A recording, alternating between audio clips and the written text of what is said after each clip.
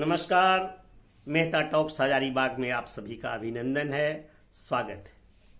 आज मैं बहुत दिनों से सोच रहा था कि इलेक्ट्रिकल से संबंधित कुछ ऐसी बुनियादी चीज, फंडामेंटल चीजों को बताऊं जो पढ़ने वाले भी हों और न पढ़ने वाले भी हों, वो केवल जानना चाहें, उनको एक समझ में आनी चाहिए, वैसी बातों की चर्चा करना चाहता हूं। तो जैसे मैं चाहता हूं कि वो डीसी करंट है, तो डीसी करंट कहाँ से आती है? बैटरी से आती है। डीसी जनरेटर, साइकिल का डायनमो, और फिर एसी करंट हो गया। तो एसी करंट कैसे हो गया? एसी करंट डीसी करंट में क्या अंतर है? डायरेक्ट करंट को कहते हैं शॉर्ट में डीसी करंट। हालांकि डीसी दो बार सी लग जाता है, डीसी और करंट, जबकि डायरेक्ट करंट तो ये मान्य है, शुरू से ही इसी प्रकार से प्रचलन में आ गया है, इसलिए डीसी करंट कहा ही जाता है। ऐसा नहीं कि डीसी भी कह सकते हैं, लेकिन अच्छी बात है डीसी करंट कहना। एसी करंट कहना, एसी मतलब अल्टरनेटिव करंट। एक डायरेक्ट करंट है और एक अल्टरनेटिंग करंट है। तो इन दोनों का क्या फर्क है, इसको हम बाद में समझेंगे और सप्ताह में 1 या 2 दिन इस विषय को बताएंगे। तो इससे यह लाभ होगा कि जो समझना चाहे कम उम्र के लोग वो भी समझ सकते हैं, पढ़ने लिखने वाले बच्चे भी समझ सकते हैं, और हमारे उम्र के साथी मित्र भी समझ सकते हैं कि अच्छा ये बात है। होता है, बहुत लोग सोचते हैं कि हमको क्या पढ़ने का मतलब है, जानने का मतलब है, लेकिन बहुत लोगों का अध्ययन और स्टडी कभी खत्म नहीं होता है, तो वैसे लोग समझ सकते हैं।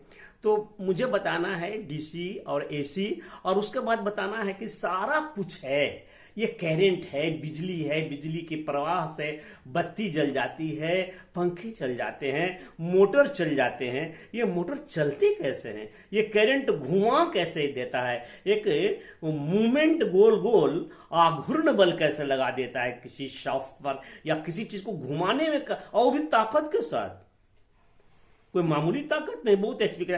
तो इनको समझना है मुझे आगे, इसलिए इनको समझाने के लिए फिर से हमें कुछ बातें ऐसी बतानी है जो मैं पहले भी बता चुका हूं। जैसे 13 अक्टूबर का जो एपिसोड है सर्किट, इलेक्ट्रिकल सर्किट, 13 से लेकर के 29 अक्टूबर 2020 में ये कुछ ऐसे इलेक्ट्रिकल सर्किट के विषय में और बिजली के विषय में, टर्म्स डिफरेंसेस के विषय में बताया हूं, उसको समझ सकें तो बड़ी अच्छी बात होगी। लेकिन फिर भी आज उनको समझाने के लिए, जिन चीजों को मैं समझाना चाहता हूं, उन्हें समझने के लिए कुछ बुनियादी चीजें जानना जरूरी है। जैसे इलेक्ट्रिकल में 3 चीजें, 3 टर्म्स, जैसे वोल्टेज, करंट और रेजिस्टेंस, ये हमेशा बात की जाती है, बोली जाती है, वोल्टेज, करंट और रेजिस्टेंस। वोल्टेज क्या है? वोल्टेज वह बल है जिस बल से इलेक्ट्रॉन फ्लो होता है, प्रवाहित होता है कंडक्टर में, और वो कंडक्टर कहां जाता है? एक सर्किट कंप्लीट किया हुआ होता है। किसी बंद सर्किट में किस धारा को प्रवाहित करने के लिए, करंट को प्रवाहित करने के लिए, इलेक्ट्रिकल करंट को प्रवाहित करने के लिए आवश्यक है कि उसमें इलेक्ट्रिकल वोल्टेज दिया जाए, क्योंकि वोल्टेज इलेक्ट्रोमोटिव फोर्स की इकाई है वोल्ट, लेकिन हम लोग बातचीत के संदर्भ में पूरा ईएमएफ, इलेक्ट्रोमोटिव फोर्स नहीं कह करके वोल्टेज कह देते हैं, लेकिन वास्तव में ये करंट फ्लो करता है सर्किट में। आई करंट का वो इकाई है एम्पियर। और ये 2 चीज समझ गए। तीसरा टर्म है रेजिस्टेंस। रेजिस्टेंस किसी भी सर्किट तो चालकों से बना है, किसी भी चालक का वह गुण है जो अपने अंदर से बहने वाले इलेक्ट्रॉन यानी धारा, flow of electron is current, तो अपने अंदर बहने वाली धारा को रोकता हो, वह गुण जो वह जाने नहीं देता हो करंट को आगे, तो इस गुण को कहते हैं रेजिस्टेंस, प्रतिरोध।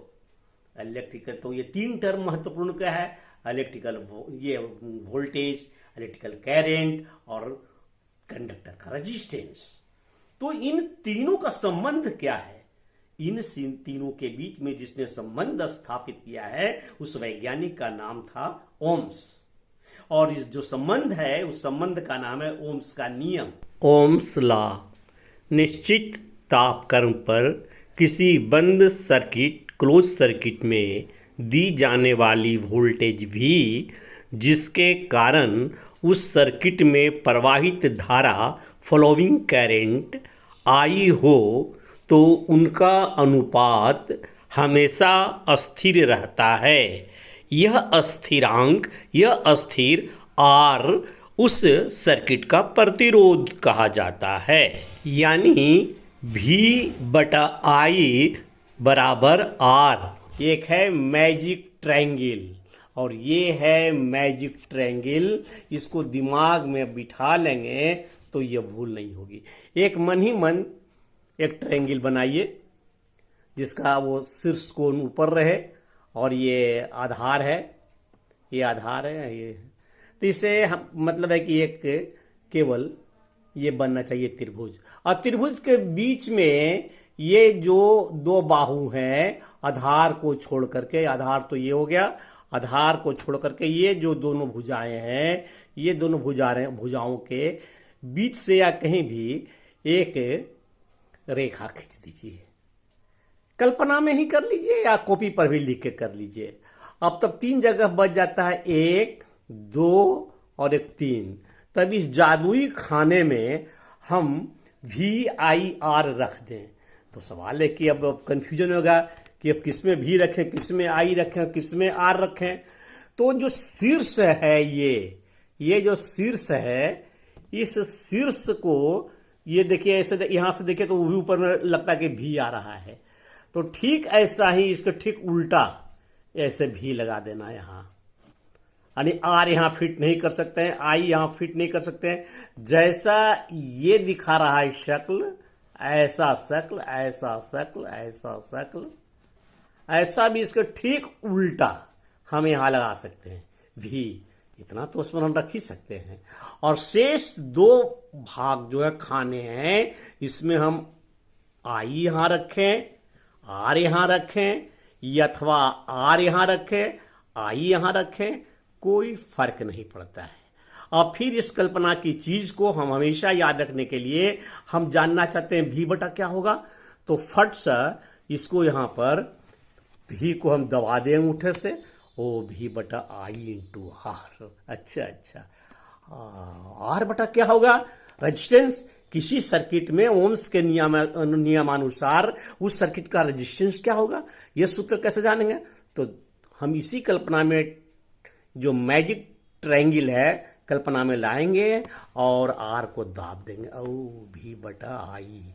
अच्छा, और आई बटा क्या होगा, तो आई बटा होगा, हम इसको दाब देते हैं ऐसे, आई बटा V बटा आर। तो हमेशा ये बड़ा ही उपयोगी है ये स्मरण रखने के लिए।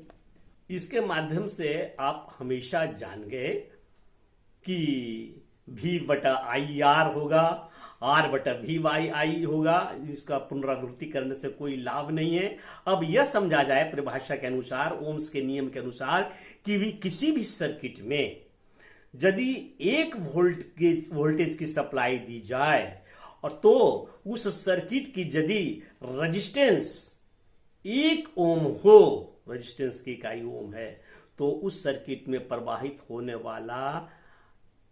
होने वाली धारा का मान, करंट का मान 1 एम्पियर होगा ना। यानी आप कह सकते हैं कि इसी से ही सर्किट में यदि 1 एम्पियर की धारा बह रही है तो निश्चित रूप से उसमें दिया गया वोल्टेज 1 वोल्ट है, बशर्ते कि उस सर्किट का रेजिस्टेंस 1 ओम हो। तो आज इतना ही, और इतना समझ लेने के बाद बस अगले एपिसोड में, अगले किसी भी एपिसोड में मैं इसके बाद आगे बताऊंगा और एसी करंट, डीसी करंट का फंडामेंटली बुनियादी चीज, तथा ये मोटर कैसे चलते हैं, आघूर्ण बल कैसे लग जाता है, कोई चीज दूसरी बत्ती जल जाती है ठीक है, एक एक्सरे हो जाता है वो ठीक है, एक्सरे इसलिए कहते हैं कि वो एक करंट का इफेक्ट समझते हैं। पानी गर्म हो जाता है, चलो वो भी मान लिया, ये घूमने कैसे लग जाता है। तो आशा है यह एपिसोड आपको अच्छा लगा होगा। अच्छा लगा होगा तो लाइक, सब्सक्राइब और कमेंट्स दे सकते हैं तो दें। धन्यवाद, नमस्कार।